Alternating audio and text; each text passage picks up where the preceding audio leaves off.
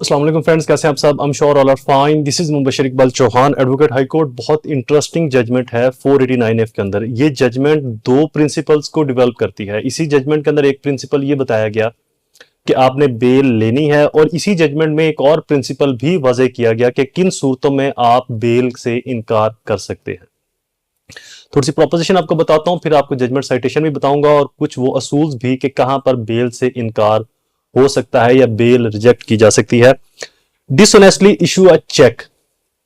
Concession of bail is a procedural relief having nothing to do with the nature, ultimate fate of the trial. If a person is otherwise found entitled to the concession of bail, his liberty could not be curtailed on the ground of the charge being is a heavy amount. यहां पर 1 करोड़ से ज्यादा की amount थी। In such case rule is bail and not jail. ऐसी सूरतों में जो रूल है वो बेल होगा, जेल नहीं होगा। ये बड़ा मशहूर प्रिंसिपल है और ये बड़ा फेमस भी हुआ। In such case the rule is bail not jail. अदालत में जुमला बड़े मजे के सेंस में बोला जाता है कि in such case the rule is bail not jail. But deviation from, इससे इनहराफ भी हो सकता है, इनकार भी हो सकता है। कब और किन सूरतों में, ये बहुत इंटरेस्टिंग है कि कब बेल से इनकार किया जाएगा या बेल से रिजेक्ट कर दी जाएगी bail. First rule, if the apprehension of repetition of offence, अगर ये लगे कि मुजरम दोबारा से भी यही जुर्म सेम दोहराएगा, मतलब फिर से चेक देगा, चेक डिसऑन हो जाएगा, या ये चेक देता रहा है और ये चेक डिसऑन हो सकता है, या फिर इसने इससे पहले भी ये जुर्म किया था और दोबारा से भी ये उसी जुर्म के अंदर फिर से जेल में आ गया, तो लिहाजा अब इसको bail as a matter of right नहीं दी जाएगी, as a rule of right नहीं दी जाएगी।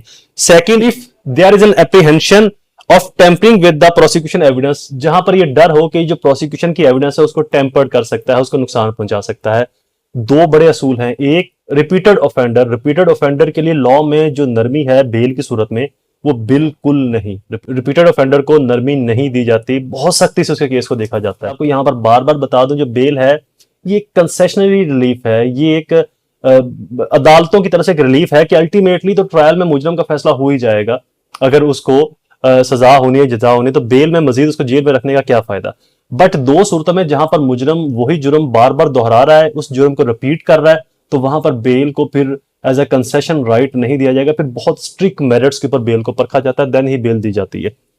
जजमेंट साइटेशन लिख लें, 2024 YLR 1144 एक ये जजमेंट है। 2018 MLD 1521 एक ये जजमेंट है। 2011 SCMR 1708 एक ये जजमेंट है। 2016 SCMR 1439 एक ये जजमेंट है।